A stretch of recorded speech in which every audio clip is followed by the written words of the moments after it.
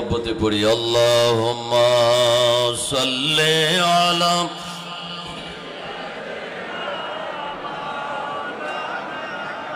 मुहम्मद व अला आलिहि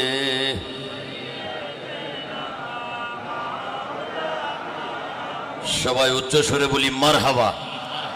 আওলাদ রসুল এসে গেছেন, নসিহত করবে আমাদের জন্য, দোজাহানের তরক্কির জন্য দোয়া দয়া করবেন। সেজন্য আমরা আর সময় বেশিক্ষণ আমরা কথা বলবো না। আমরা কয়েকটি বিষয়ে কথা বলে আমি বিদায় নিচ্ছি।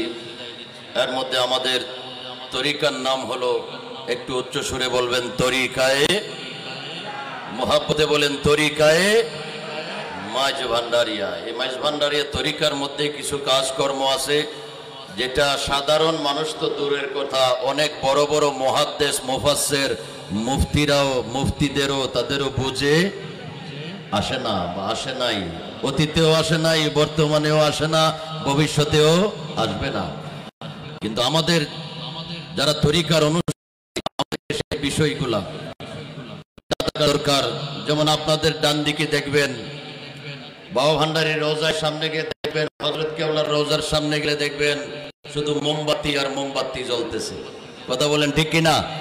আসেনি? মোমবাতি জ্বলেনি কেন? মোমবাতি, এতগুলা কারেন্ট লাইট আছে, এত স্পষ্ট আলো থাকার পরেও কেন মোমবাতি জ্বালাইলেন? এটা জনসাধারণের প্রশ্ন। কথা বলেন ঠিক কিনা? শুধু সাধারণ না, কিছু কিছু আলেম ওলামারাও প্রশ্ন করে, এত লাইট কারেন্ট থাকার পরেও আবার মোমবাতি জ্বালাইছি কেন? তাফসীরে রুহুল বয়ান শরীফে আল্লামা ইসমাইল হকি রহমতুল্লাহ তাআলা উনি বলেছেন যে মোমবাতি শুধু অন্ধকারকে আলোকিত করানোর জন্য জ্বালানোটা উদ্দেশ্য নয়। তো উদ্দেশ্য কি? উদ্দেশ্য হলো তাজিমান ওয়া মুহাব্বাতান লি আউলিয়া ইল্লাহি তাআলা, একজন আল্লাহর ওলির সম্মান এবং মহব্বত প্রকাশের জন্য, বোঝানোর জন্য একটা মোমবাতি জ্বালানো হয়। সুবহানাল্লাহ। আবার অনেকের বিভিন্ন সমস্যা থেকে উত্তোলন হওয়ার সময় নিয়ত করে থাকে, যদি আমার এই সমস্যা দূর হয় বাবার দরবারে আমি 2টা মোমবাতি দেব, এরকম নিয়ত আছে না নাই? এই নিয়ত পূরণ করা ওয়াজিব, নিয়ত পূরণ করা ওয়াজিব। এজন্য দিন হোক রাত হোক মসজিদে জ্বালাইলে হবে না, মাজারে। কোথায়? মাজারে। লিতাজিমান ওয়া মুহাব্বাতান লিআউলিয়াইল্লাহ, আল্লাহর ওলিদের তাজিম সম্মান মহব্বতে নিয়ত পূরণের জন্য মোমবাতি জ্বালানো হয়। দ্বিতীয়ত, আমরা সাদা সাদা লম্বা লম্বা টুপি মাথার দেই, সাদা পাঞ্জাবি পরি, সাদা পায়জামা পরি, সাদা সাদা রঙ। অনেকে বলে তারা সাদা পরে, লাল লাল পরে না, সবুজ সবুজ পরে না, কালো পরে না। অনেকের অনেক মনে অনেক প্রশ্ন। প্রিয় নবী রাসূল পাক সাল্লাল্লাহু তাআলা আলাইহি ওয়াসাল্লামের জীবনীর উপরে সংক্ষিপ্ত একটা কিতাব আছে শামাইলুত তিরমিজি, আরেকটা কিতাব আছে হাকিল ফতোয়া, ইমাম জালালউদ্দিন সুয়ুতী রাহমাতুল্লাহ আলাইহি লিখেছেন। এই দুটোটা কিতাবের মধ্যে আছে আরো বহু ফতোয়ার কিতাব আছে। নবীজি মোটামুটি 6 প্রকারের টুপি পরেছেন। কয় প্রকার? 6 প্রকার। 3 প্রকার বেশি বেশি পড়তেন। কয় প্রকার বেশি পড়তেন? 3 প্রকার। একটা হইলো কিস্তি লম্বা সাদা টুপি। আপনাদের মাথায় কি কিস্তি টুপি না? কিস্তি মানে নৌকা, কিস্তি মানে নৌকা। তো আমাদের এই মঈন বাবা যে টুপিটা তুলে দিয়েছে, এটা নৌকার মতো না? নৌকার মতো। নূহ আলাইহিস সালামের কিস্তি নৌকা, নূহ আলাইহিস সালামের নৌকার মতো। তো নবীজি এই কিস্তি সাদা লম্বা টুপি পরতেন, আরেকটা সাদা গোল টুপি পরতেন, সাদা গোল টুপি পরতেন। আরেকটা শীতকাল আসলে গোল টুপি এই কান পর্যন্ত ঢাকা, এটাকে আমাদের দেশে বলে কান টুপি। কি টুপি? নবীজি কান টুপি গোল পরতেন, কিন্তু এই টুপি দিয়ে নামাজ পড়াইতেন না। নামাজের সময় আবার এই টুপি খুলে অন্য টুপি ব্যবহার করতেন। তো মোটামুটি 3টা ছিল প্রধান, একটা সাদা কিস্তি লম্বা, আরেকটা হলো সাদা গোল, আরেকটা হলো কান টুপি। বলুন না মারহাবা। তাইলে আমাদের মাথায় যেটা আছে এটা কি ভান্ডারের টুপি না নবীর টুপি? নবীজি শামাইলুত তিরমিজি পড়বেন, পাবেন নবীজি 3 প্রকারের চুল রাখতেন। কয় প্রকার? 3 প্রকার। একটা হলো ছোট ছোট আমাদের সবার মাথায় যেটা আছে, আরেকটা হইলো এই কানের লতি পর্যন্ত, আরেকটা হইলো হাত্তা মানকাবাইহে, কাঁধ চুল বড় হইতে হইতে কাঁধ পর্যন্ত আসতো। হাত্তা মানকাবাইহি, কাদ মোবারক, এই লতি মোবারক, আরেকটা হলো ছোট। অনেকে বলে এই কাদ পর্যন্ত চুল দেখলে কই ভান্ডারি যাইতেছে, বলুন না মারহাবা। এই টুপি, এই চুলের সুন্নতটা কার সুন্নত? নবীর সুন্নত।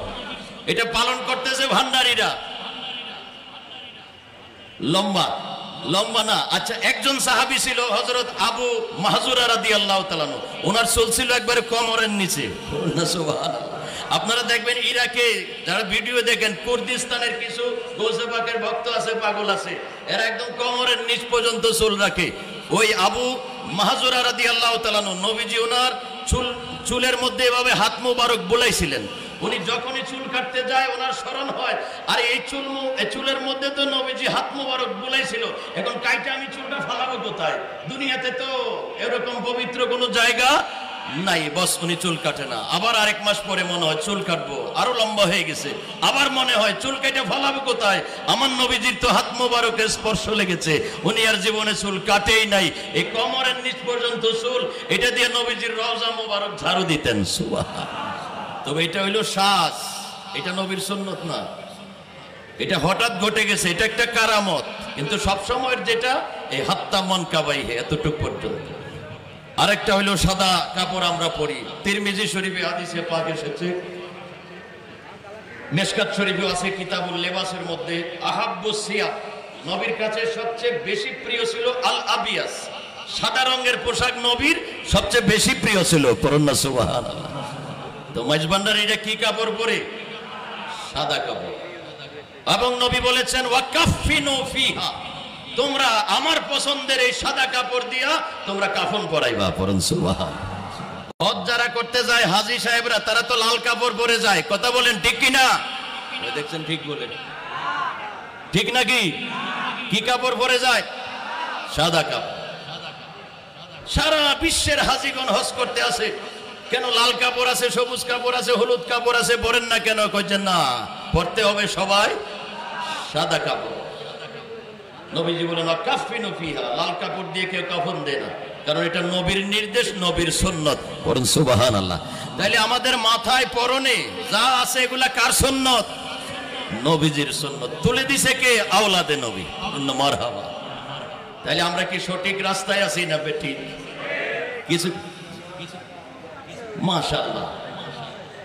আওলাদে রাসূল বলেছেন দুনিয়াতেও সাদা, এই সাদা মানুষগুলো কবরে যখন যাবে সেখানেও মানুষগুলো থাকবে সাদা পরিষ্কার। পড়ুন সুবহানাল্লাহ। কোনো সুযোগ নাই, কথা বলেন ঠিক কি না? হাসরেও সাদা, মিজানেও সাদা, সব জায়গায় সাদা। নারে তাকবীর, নারে রিসালাত, নারে গাউসিয়া, গাউসুল আজম মাইজভান্ডারী, মঈন বাবা মাইজভান্ডারী, সাইফুদ্দিন বাবা মাইজভান্ডারী। সাইফুদ্দিন বাবার মাথায় কি লাল রঙের টুপি না? কি রঙের? গায়ে পড়ছে যে সবুজ না, কি রঙের? সাদা। পূর্ণ মারহাবা। তাহলে আমাদের দিলও সাদা, অন্তরও সাদা, তরিকাও সাদা, আমলও সাদা, লেবাসও সাদা, সব সাদা। ফেরেশতা আয়েশা ঘুরে যাবে যে এখানে কিছু নাই, যাও যাও যাও, সোজা চলে যাও বেহেশতে। সুবহানাল্লাহ। বেহেশতীদের লেবাসও সাদা। অধিকাংশ আম্বিয়া কেরামের লেবাস ছিল সাদা। সুফিয়া কেরাম, এই তাসাউফ শব্দটা এসেছে থেকে সফা থেকে, সাদা থেকে। বলুন সুবহানাল্লাহ। তো এবং তরিকার অনেকের অনেক রকম প্রশ্ন থাকে, নতুন যারা আসে দেখেন প্রত্যেকটা কাজের পিছনে হাদিসের দলিল আছে না নাই? আছে। আমরা মাজারকে সেজদা দিই না। আরে শিরিক শিরিক, মাজারে সেজদা চলে মেজবান্ডারে, কথা বলেন ঠিক কি না? একটা দুর্ভাগা গত এক সপ্তাহ পর্যন্ত ঘুরতেছে ফেসবুকে, দুর্ভাগা কুমিল্লার। এটার নাম হলো একটা মুস্তাকুন নবী, আসলে সে গুস্তাকে নবী।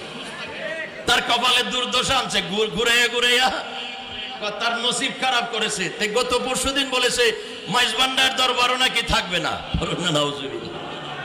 মাইজভান্ডারি দরবার তো দূরে কেরা, ভক্ত আসে গান্ধের ফারার নিচে, তোমার মতো মুস্তাকরে খুঁজে পাওয়া যাবে না। কথা বলেন ঠিক কিনা? মাইজভান্ডারির জুতার নিচে মুস্তাকরেও খুঁজে পাওয়া যাবে। মাইজভান্ডার ছিল, আছে, কিয়ামত পর্যন্ত থাকবে, সে বদনসিব। তাদের সম্পর্কে একটা হাদিস নবীজি বলেছেন, মনে পড়েছে।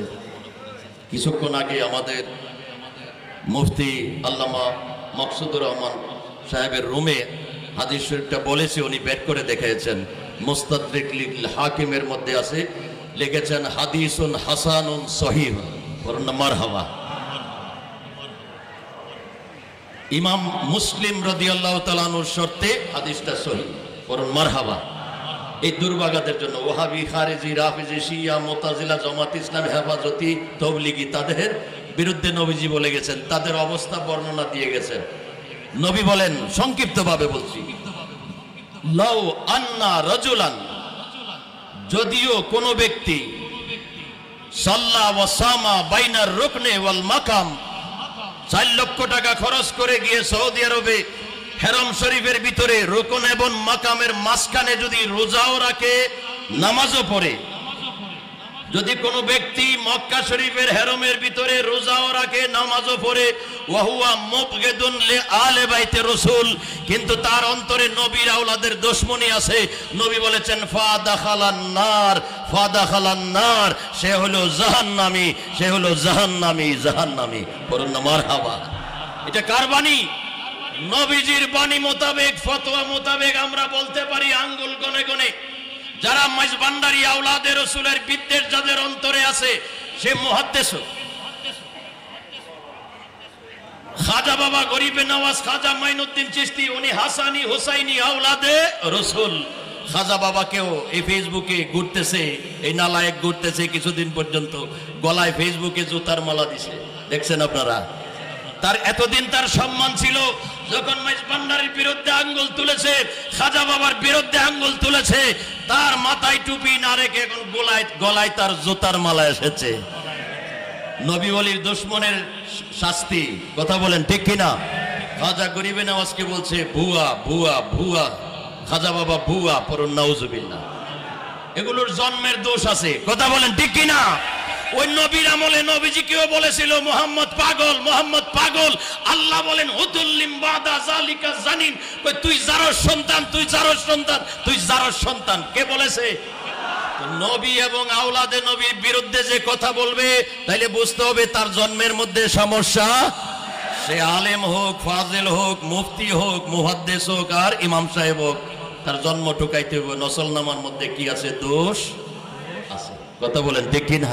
তো নবী বলছেন আওলাদে রাসূলের দুশমনী যাদের অন্তরে আছে, নামাজ রোজা হজ যাকাতে কোনো কাজে, ফাদাখালান নার, নামাজ পড়ার পরেও সে জাহান্নামে, নামাজ পড়ার পরেও সে। আমাদের সমাজে অনেক মানুষ আছে 5 ওয়াক্ত নামাজ পড়লে খুব ভালো মানুষ, কোন নামাজ পড়ছো না? পড়ছি তো। তুমি খুব ভালো মানুষ। আর নবীজি বলতেছেন মান সাল্লা ওয়া সামা, যে নামাজ পড়লো কোথায়? ঘরে না, বাংলাদেশে না, মক্কায় হেরম শরীফের ভিতরে, কিন্তু তার অন্তরের মধ্যে আওলাদে রাসূল মাইজভান্ডারীর দুশমনী আছে। নবী বলেন ফাদাখালান নার, নামাজ পড়ার পরেও আমার আওলাদের দুশমনী থাকার কারণে নামাজে তোমাকে জান্নাতে নিবে। কারণ ওইটা হইল নামাজ, যেই নামাজে আল্লাহুম্মা সাল্লি আলা মুহাম্মদ ওয়া আলা আলে, যেই নামাজে নবীর আওলাদ আছে। শুধু আওলাদের নাম জপলে হবে না, মুখে মুখে অন্তরেও ভালোবাসতে হবে। অন্তরে আর মুখে এক থাকলে বসে এই নামাজে কোথায় নিবে? জান্নাতে। আরেকটা হলো আমাদের শুভ সংবাদ, সেটা বলে আমি বিদায় নিব। জগৎ বিখ্যাত শেফা শরীফ 2য় খণ্ডের 37 পৃষ্ঠার মধ্যে হাদিসে পাক এসেছেন, নবীজি বলছেন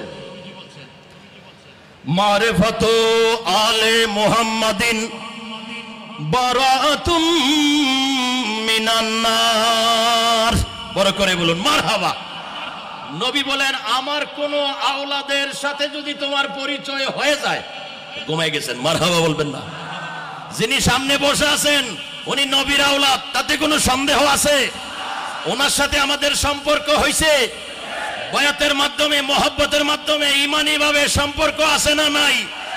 পরিচয় আছে না নাই? এবার নবীর ফতোয়া শুনেন। ওয়াহাবিদের ফতোয়া আমাদের শুনে কোনো লাভ? ফতোয়া শুনতে হবে কার? নবীর। নবী বলতেছেন মারিফাতু আলে মুহাম্মাদিন, আমার কোন আওলাদের সাথে যদি তোমার কোনো পরিচয় থাকে, কোনো সম্পর্ক থাকে, বারাতুম মিনান নার, জাহান্নাম নয়, জাহান্নামের বাপ তোমার গায়ে স্পর্শ। তাইলে আমরা তরিকায় মেশকান্দারিয়া এসে লাভ হয়েছে না লস হয়েছে? আমার তো সমাজের দরকার নাই, আছে নাকি সমাজের? সমাজের তারা আমার কবরে কিছু করতে পারবে, আসরে কিছু করতে পারবে? পারবে না। সুতরাং সমাজ চিন্তা করে লাভ নাই। আমাদের আগে যারা ছিল তারাও চিন্তা করে নাই, আমরাও করব, ভবিষ্যতে আমাদের আওলাদ পর্যন্ত করবে। 1 কোটি আলেমের দরকার নাই, একজন আওলাদে রাসূলই যথেষ্ট।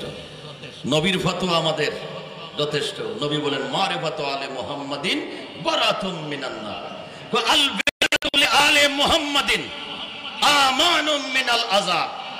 যদি আমার কোন আওলাদ তোমাকে হাতে ধরে গ্রহণ করে ফেলে, যদি তোমার অভিভাবক হয়ে যায়, মুর্শিদ হয়ে যায়, রুহানি বাবা হয়ে যায়, আমানুম মিনাল আযাব, কবরের আযাব তোমাকে স্পর্শ করতে পারবে না। সুবহানাল্লাহ।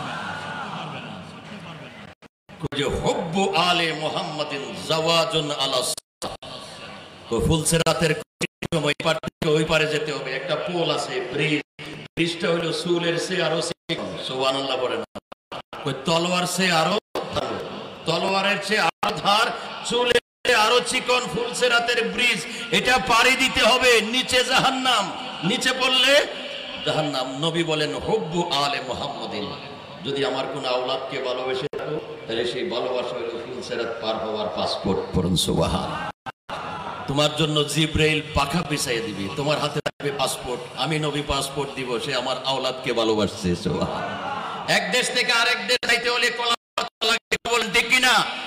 ঠিক বলে, তারা কলা পাতা দিয়ে এক দেশ থেকে আরেক দেশে। বাবারে সামনে রেখে আপনারা ঘুমিয়ে গেছেন। এক দেশ থেকে আরেক দেশে যাইতে হলে পাসপোর্ট লাগে না, ভিসা লাগে না? লাগে। জাওয়াজুন মানে আরবিতে এটাকে জাওয়াজ বলে। ওই হুব্বু আলে মুহাম্মাদিন জাওয়াজু আলা সিরাত। তো যদি কোন আওলাদ রাসূলকে ভালোবেসে থাকো তাহলে আমি নবী বলে গেলাম, সেই ভালোবাসাটাই হবে ফুলসিরাতে পার হওয়ার পাসপোর্ট। তোমাকে আর কেউ আটকাইতে পারবে না। জিব্রাইলের 600 পাখা বিছাইয়ে দিবে। সুবহানাল্লাহ। তো বলেন তো আমাদের তকদির খারাপ না ভালো? মোল্লায় কি বলতেছে সেটা আমার দেখার সময় না। করি পরোয়া তোদেরই ফতোয়া, ঠিক না? আমরা নবীর ফতোয়ায় চলি, কথা বলেন ঠিক কিনা? আমরা আল্লাহর ফতোয়ায় চলি, মোল্লার ফতোয়ায় চলি না।